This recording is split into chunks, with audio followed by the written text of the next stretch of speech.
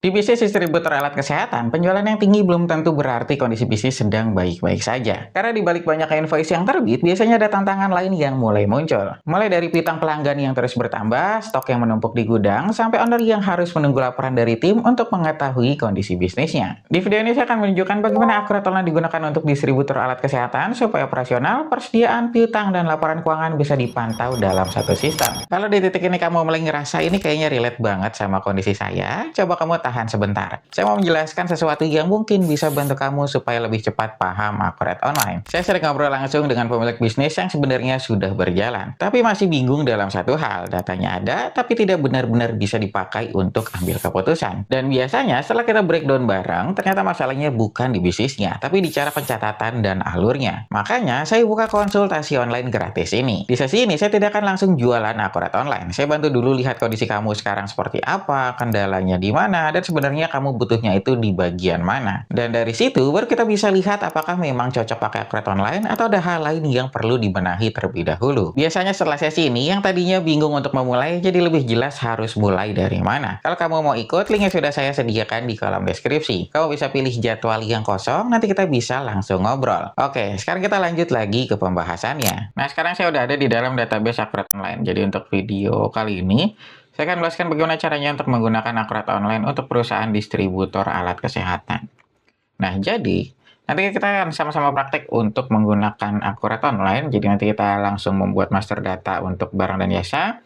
Terus nanti kita transaksi pembelian, penjualan, sampai nanti kita melihat laporan-laporan apa aja yang akan terbentuk. Jadi nanti pastikan kamu menonton sampai selesai supaya nanti kamu tahu tahapannya dan kamu juga tahu sampai sejauh mana akurat online bisa membantu perusahaan distributor alat kesehatan. Kalau gitu kita langsung mulai aja. Jadi sebelum menggunakan akurat online, sebenarnya itu kita harus mengisi master data terlebih dahulu. Cuma kalau untuk video kali ini nanti kita isinya secara manual aja. Jadi nanti kita isi untuk membuat master data untuk barang dan jasa. Mungkin kita salah satu contohnya, ini kita mau apa? Misalkan kita mau masker ya contohnya. Kita bisa isi masker di sini. Nah, untuk kategorinya kita bisa pilih sesuai dengan kebutuhan. Jadi kalau nanti kamu mau klasifikasi sesuai dengan jenisnya, nanti kamu bisa buat kategori barangnya. Tapi kalau misalkan, oh ternyata saya mau dicampur aja mas, ya berarti kita ke umum aja. Ini nggak jadi masalah, nanti sesuaikan dengan kebutuhan. Kemudian untuk jenis barangnya, nanti kita ada beberapa pilihan di sini. Jadi ada persediaan, ini yang nanti stoknya akan kita kontrol. Kemudian yang kedua kita ada non persediaan, ini nanti stoknya nggak bisa kita kontrol. Jadi pas kita melakukan pembelian dia langsung jadi beban, dan nanti ketika kita melakukan penjualan dia langsung jadi pendapatan. Kemudian yang ketiga kita ada jasa, yang keempat kita ada grup, ini untuk produk bundling seperti parcel. Nah tapi ini kan untuk yang masker ini kita mau stoknya itu kita mau kontrol, berarti kita pilih yang persediaan. Kemudian kita pilih satuannya apa. Misal kita jualnya itu per pack. Nah, kita buat di sini per pack. Kemudian kalau kita ada multi satuan, kita bisa isi lagi. Jadi tetap kita isi satuan terkecil dulu, baru kita satuan yang kedua dan seterusnya. Misalkan kita ada ternyata selain pack kita ada box.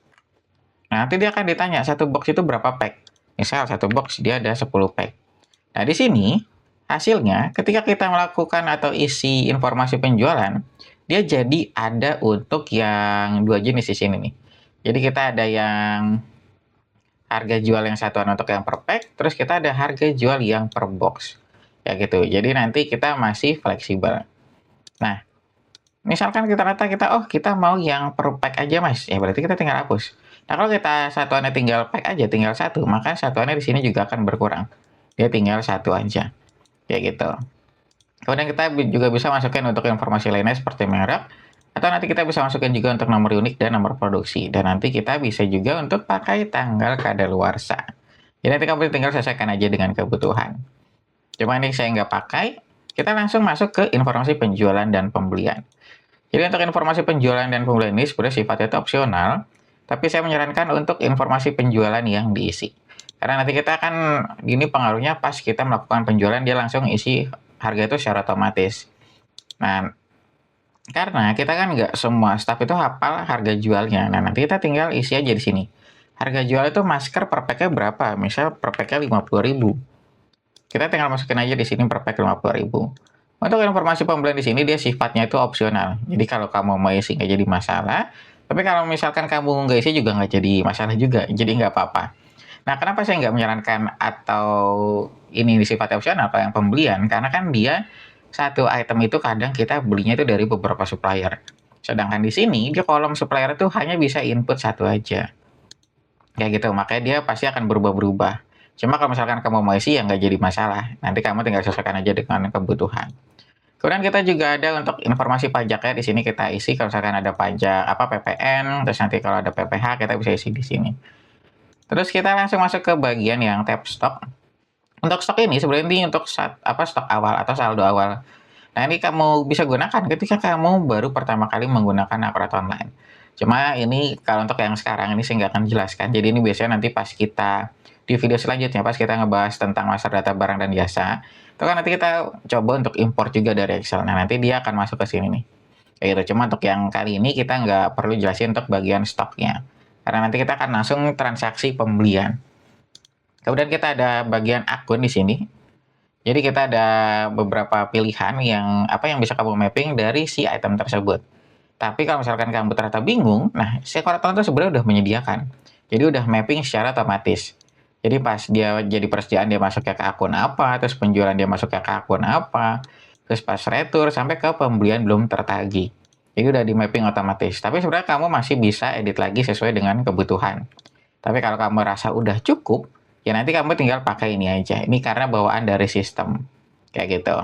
Nah, terus kalau kita udah, ini kita masuk ke tab yang gambar dan lain-lain. Ini untuk informasi lainnya dan dimensi dan berat. Tapi kalau udah oke, kita tinggal simpan. Nah, berarti di sini kita sudah punya satu item. Namanya tuh masker. Dengan satuannya tuh pack. Nah, ini kan stoknya kita masih kosong. Berarti kan kita harus melakukan pembelian dulu nih sebelum kita mencoba untuk transaksi penjualan karena kita harus punya stoknya dulu. Nah, berarti sekarang kita langsung masuk aja ke transaksi pembeliannya. Untuk transaksi pembelian nanti kita ada di modul pembelian di sini. Jadi untuk modul ini nanti kita alurnya itu dari pesanan pembelian, penerimaan barang, faktur pembelian dan pembayaran pembelian. Ini adalah alur yang disediakan oleh Akurat Online. Tapi untuk alur ini nanti kamu nggak harus ngikutin 100% harus sama persis nih kayak Akurat Online. Nanti kamu tinggal sesuaikan aja sesuai dengan kebutuhan. Cuma nanti transaksi yang paling singkat ya Akurat Online itu kita harus mulai dari faktur pembelian. Jadi kita nggak bisa langsung nih dari pembayaran pembelian. Jadi kita nanti dari faktur ini untuk pengakuan hutangnya. Terus nanti pembayaran pembelian ini untuk pelunasan hutangnya. Jadi transaksi tersingkatnya itu dari faktur pembelian dan pembayaran pembelian. Tapi untuk alur pembelian kita ada fitur tambahan namanya itu permintaan barang. Jadi misalkan kamu ternyata udah punya orang gudang, nah nanti si orang gudang itu bisa input permintaan barang ini supaya nanti diproses pembelian oleh bagian purchasing. Kayak gitu. Jadi kan pastinya nanti si orang gudang akan info nih ke bagian purchasing. Misalkan ada beberapa barang yang kosong. Nah, nanti orang gudang tinggal input aja dari sini. Nanti dia akan masuk langsung ke fitur pesanan pembelian. Kayak gitu. Jadi nanti dia akan langsung nge-link secara otomatis. Nah, mungkin kita inputnya dari permintaan barang dulu. Biar nanti kamu bisa lihat gambarnya itu seperti apa. Nah, nanti kita tinggal pilih aja di sini. Ini kan kita tanggal transaksinya, terus beli, tipe permintaannya itu apa, beli barang atau kirim barang. Kemudian kita pilih itemnya apa. Misal, kita ternyata yang kosong masker. Kita butuh berapa? 100 pack. Kita lanjut. Nah, karena ini digunakan oleh orang gudang, jadi informasi itu sebenarnya nggak terlalu lengkap. Jadi yang penting itu hanya ada nama itemnya, terus kuantitasnya itu berapa, terus sama ya beberapa informasi lainnya sebenarnya. Cuma dia nggak ada informasi mengenai harga. Karena ini kan pastinya di orang gudang itu dia nggak tahu harga. Yang penting kan stok di perusahaan itu udah tercukupi, jadi nanti untuk operasional dia nggak ada kendala. Makanya nanti dia di sini nggak ada bagian untuk input harganya. Kalau kita lihat di informasi lainnya, dia hanya keterangan aja. Jadi dia yang penting itu hanya nama barang itu apa, terus kuantitasnya itu berapa yang perlu dipesan. Terus kalau udah, kita tinggal simpan aja. Nah nanti, ketika kita simpan ini, dia akan langsung muncul di situ. Kemudian kita juga ada laporannya. Nah, jadi si orang purchasing pastinya akan lebih detail lagi. Karena nanti dia bisa ngelihat, oh ternyata per tanggal berapa nih, tanggal 2 Juli, orang gudang udah melakukan permintaan barang. Ini untuk pembelian masker sebanyak 100. Kalau kamu punya beberapa permintaan, dia akan muncul di sini. Atau kita juga punya laporan untuk yang daftarnya. Nah, jadi kita ada pilihan, ada yang daftarnya aja, cuma kan kalau daftar dia nggak ada nama itemnya ya, dia hanya ada kayak gini aja. Tapi kalau kamu mau lihat jenis apa, jumlah itemnya atau kuantitas itemnya, nanti dia ada di sini, di laporan rincian permintaan barang. Jadi nanti perbedaannya kayak gitu. Jadi daftar ini hanya untuk daftar transaksinya aja. Nah, rincian ini nanti kamu kelihatan jenis itemnya itu apa, terus nanti kuantitas itu berapa. Kayak gitu. Baru nanti kalau udah, ini kan pasti si orang purchasing akan ngecek, oh ternyata si orang gudang ini butuh masker. Berarti kan nanti si purchasing baru tahu nih, oh ternyata kalau masker ini dia itu belinya ke supplier A, kayak gitu. Atau nanti kita belinya itu ke supplier B, karena di supplier A itu kosong. Nah, itu kan udah urusan orang purchasing tuh. Nah, makanya pasti pesanan pembelian ini, dia informasinya tuh cukup lengkap. Jadi nanti ada nama pemasok yang perlu di-input. Jadi nanti, misalkan, oh ternyata ini karena kita belum ada data supplier ya, jadi kita input manual. Ternyata kalau masker itu kita harus belinya tuh ke supplier A. Berarti kita tinggal input aja di sini supplier A. Kemudian kita nggak perlu input lagi jenis atau barangnya yang perlu kita beli. Jadi kita tinggal klik ambil aja dari permintaan. Nah, nanti kelihatan. Oh, ternyata yang dipesan yang ini nih, yang tadi nomor transaksinya. Baru kita pilih, klik lanjut. Nah, nanti kelihatan. Nah, di sini baru kita input harganya. Jadi per pack-nya itu berapa. Misal per pack ternyata 10.000. Ya berarti kita tinggal masukin 10.000. Terus kita juga bisa masukin gudangnya. Jadi kalau kamu ada multi gudang, nanti kamu bisa sesuaikan. Jadi nanti ketika kamu melakukan transaksi pembelian, dia langsung masuk ke gudang mana, kayak gitu. Cuma kalau ini kan kita hanya ada satu ya, kita masuk ke gudang utama aja. Terus untuk di tab info lainnya, kita bisa masukin syarat pembayarannya. Misalkan kita dikasih tempo 30 hari. Terus kita masukin alamat kirimnya. Nah, nanti kita ada beberapa informasi tambahan yang bisa kamu isi. Kemudian kita juga ada untuk biaya-biaya lainnya. Jadi misalkan kamu ada biaya tambahan terkait dari transaksi pembelian tersebut, nanti kamu bisa masukin di sini. Tapi kalau ternyata, oh ini udah oke nih, berarti kita tinggal simpan. Berarti yang tadinya permintaan barang kita statusnya belum diproses, sekarang jadi selesai. Karena ini kita udah diproses. Nah, statusnya udah selesai. Dengan nomor PO-nya sekian. Kayak gitu. Jadi nanti dia saling terintegrasi. Nanti kalau misalkan, oh kok ini saya udah belum diproses, nanti kelihatan statusnya di sini. Oh ternyata udah diproses. Dengan nomor PO-nya sekian. Nanti dia akan muncul di sini. Jadi benar-benar semua transaksinya itu akan saling terintegrasi. Nah, terus kita lanjut lagi. Jadi untuk pesanan pembelian ini kan dia hanya sekedar mencatat aja. Jadi dia belum ada jurnal yang terbentuk. Oh ya, sekali lagi saya lupa ngasih tahu. Jadi setiap transaksi yang kita input, nanti kita ada hasil printout-nya. Untuk hasil printout di sini nanti kamu bisa edit lagi sesuai dengan kebutuhan. Kamu bisa tambahin logo, atau nanti kamu bisa tambahin kolom, nanti kamu bisa sesuaikan dengan kebutuhan. Kayak gitu. Nah, ini kan tadi yang saya bilang pesanan pembelian ini belum ada jurnal yang terbentuk. Kita lanjut lagi.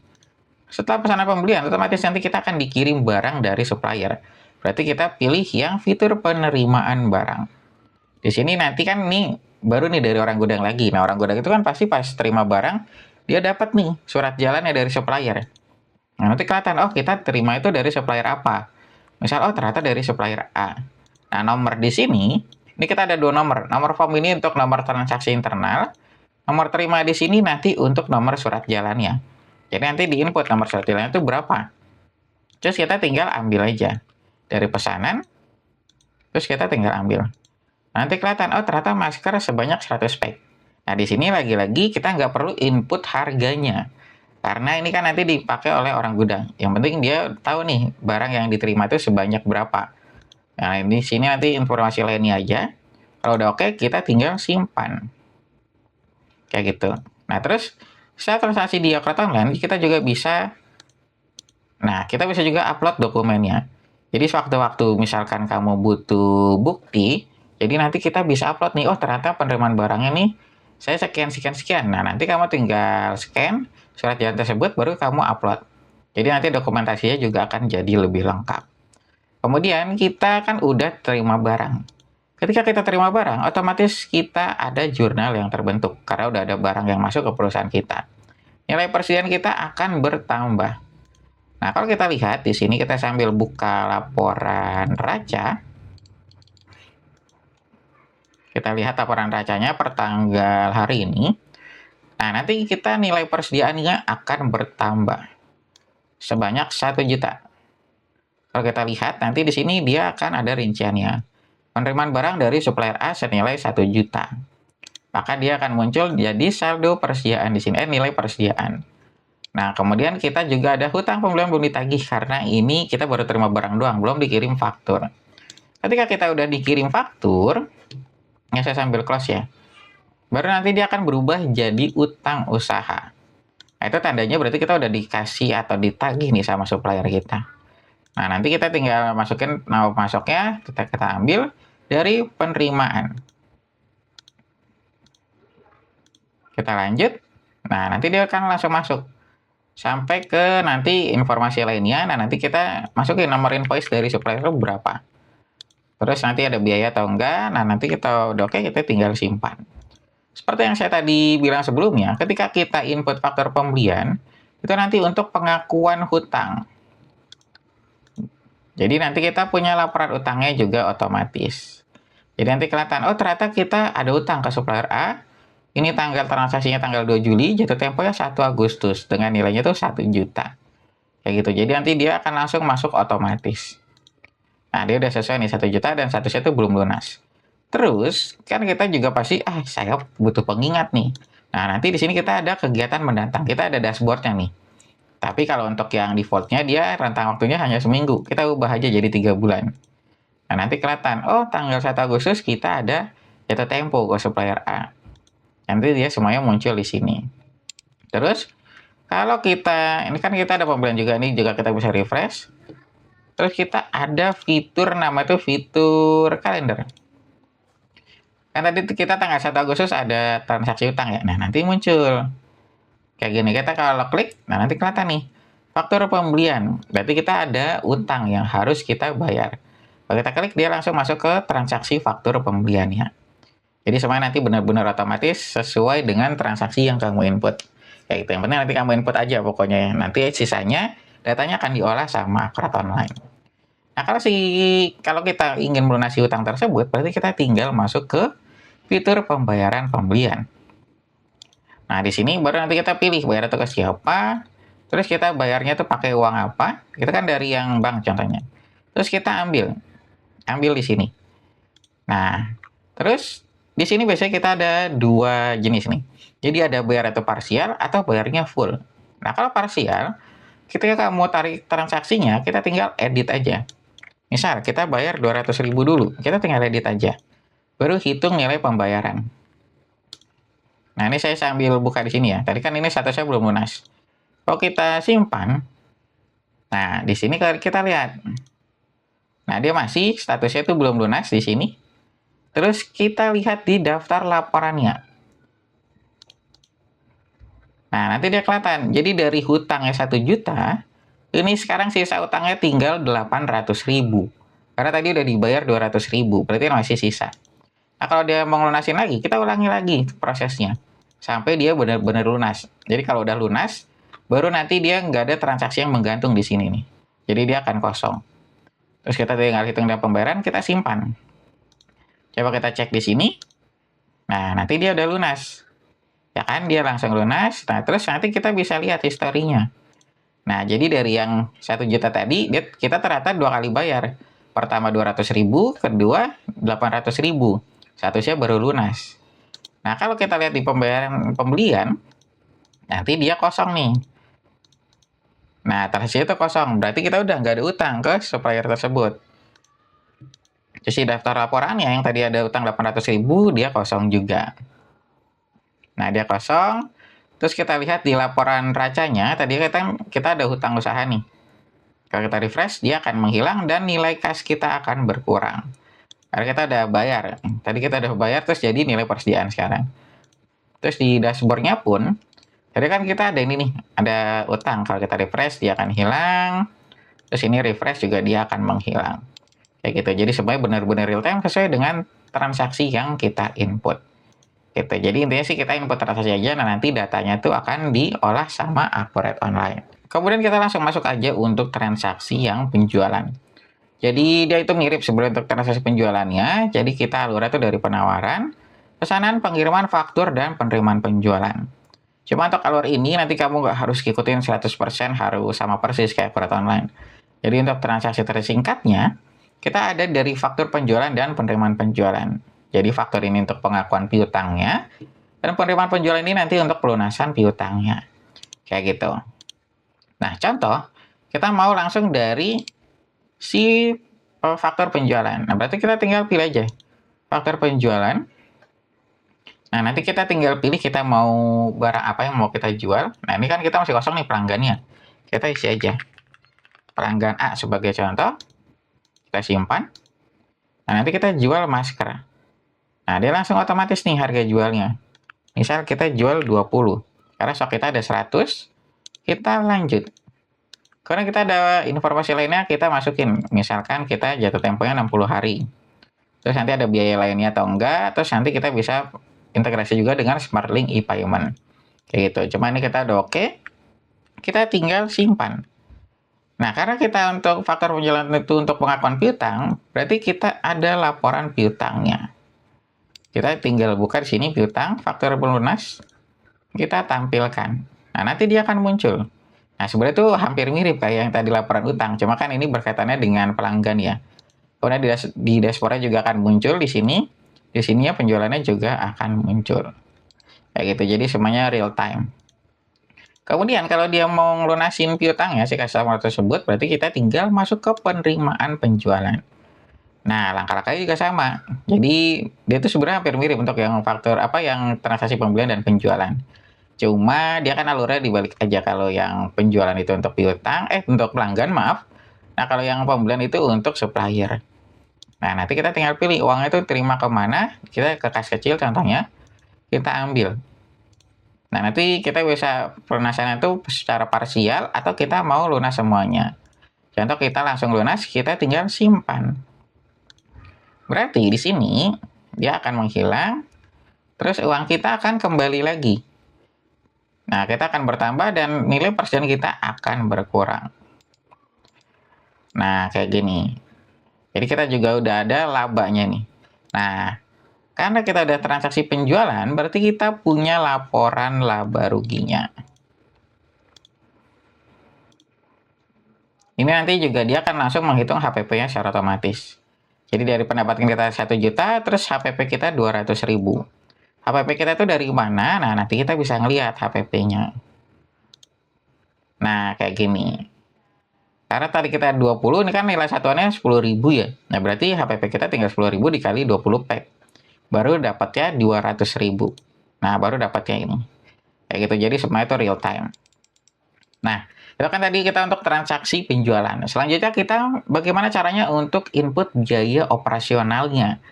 Nah, biaya operasional di sini, ini kan kita pastinya ada beberapa transaksi nih untuk operasional atau biaya operasional kita tiap hari atau tiap bulannya. Ini saya sambil close dulu. Nah, untuk inputnya, nanti kita tinggal masuk dari sini. Jadi dari modul KSN Bank, kita masuk ke fitur pembayaran. Jadi nanti yang di luar dari transaksi penjualan atau pembelian, atau misalkan kita tidak berkaitan dengan pelanggan ataupun supplier, kita inputnya dari fitur pembayaran aja. Kayak gitu. Jadi nanti kita tinggal pilih uang itu keluar dari mana, misal dari bank. Nah, kita bayar apa aja. Nah, kita tinggal input aja. Misal kita listrik. Listriknya berapa? 500.000. Terus nanti apa lagi? Kita input aja di sini. Misal kita ada PAM. PAM-nya berapa? PAM ternyata 700.000. Lebih mahal. Nah, terus apa lagi? Nah, kita nanti isi aja sesuai dengan kebutuhan perjalanan dinas. Kita ada 100.000. Kayak gini. Terus kita ada informasi lainnya. Ini nanti untuk beberapa informasi tambahan aja. Terus kita tinggal simpan. Nah, yang tadi saya bilang sebelumnya juga. Jadi setiap transaksi yang kita input, kita ada hasil print out-nya. Nah, nanti kelihatan. Jadi nanti kamu bisa edit lagi sesuai dengan kebutuhan. Kemudian kita kan tadi udah input yang biaya operasional. Kalau kita refresh, dia akan masuk. Nah, jadi nanti kelihatan. Jadi nanti, ternyata laba kotor kita ini dari pendapatan kita 1 juta, HPP kita 200.000, berarti kita ada laba kotor 800.000. Ternyata kita ada beban operasional 1.300.000. Nah, malah kita rugi 500.000. Jadi nanti semuanya tuh terlihat di sini. Kayak gitu. Dan nanti dashboardnya pun kamu bisa lihat. Nah, ini kan merah nih, berarti dia rugi. Rugi 500.000. Terus nanti dia ada bebannya juga, nanti arus kasnya juga dia akan ada. Tren penjualannya juga nanti dia akan muncul. Nah, nanti kamu juga bisa memunculkan sebenarnya itu beberapa informasi tambahan di widget ini atau di dashboard. Nah, nanti dia akan muncul di sini. Kayak gitu. Nanti kamu kelihatan, oh ternyata dari bulan Juli ini nanti kita ada beban yang terbanyak tuh apa aja. Nah, ini coba kita bisa ubah nggak? Nah, nanti maksimal data kita bisa banyak. Jadi ada berapa data yang dimunculkan, terus nanti per rentang waktu itu tuh berapa. Kayak gitu, nanti dia akan muncul di sini. Jadi nanti kita lihat, oh ternyata tiap bulan beban pump kita yang paling tinggi atau beban listrik kita ternyata paling tinggi. Nah, kita bisa efisiensi lagi nih untuk beban pump ini supaya nanti bebannya nggak terlalu banyak. Kayak gitu. Jadi nanti kita bisa ngatur beberapa strategi dari data yang dihasilkan dari Akurat Online. Nah, mungkin sampai sini aja penjelasan yang bisa saya berikan tentang cara menggunakan Akurat Online untuk distributor alat kesehatan. Kalau kamu ada pertanyaan lainnya, nanti kamu bisa langsung tulis aja di kolom komentar, atau nanti kamu bisa langsung DM aja ke akun sosmed saya. Kalau dilihat dari proses tadi, Akurat Online membantu distributor alat kesehatan mengelola operasional dan keuangan dalam satu sistem yang terintegrasi. Mulai dari penjualan, pengelolaan piutang pelanggan, monitoring stok barang, pembelian ke supplier, sampai dengan laporan keuangan bisa dipantau dengan lebih mudah. Dengan data yang tersedia secara real time, owner tidak perlu menunggu laporan di akhir bulan untuk mengetahui kondisi bisnisnya. Informasi yang dibutuhkan sudah tersedia di dalam sistem dan bisa digunakan untuk mengambil keputusan dengan lebih cepat. Kalau kamu memiliki bisnis distributor alat kesehatan dan sedang mencari cara untuk mengelola stok, piutang, dan laporan keuangan dengan lebih rapi, kamu juga bisa konsultasi terlebih dahulu. Biasanya kita bisa diskusikan bagaimana alur operasional bisnis kamu berjalan, mulai dari penjualan, pengelolaan stok, sampai proses penagihan pelanggan. Kalau kamu tertarik, kamu bisa hubungi saya melalui kontak yang ada di kolom deskripsi. Nanti kita bisa lihat bagaimana Akurat Online bisa membantu operasional dan keuangan bisnis kamu menjadi lebih tertata dan lebih mudah dikontrol.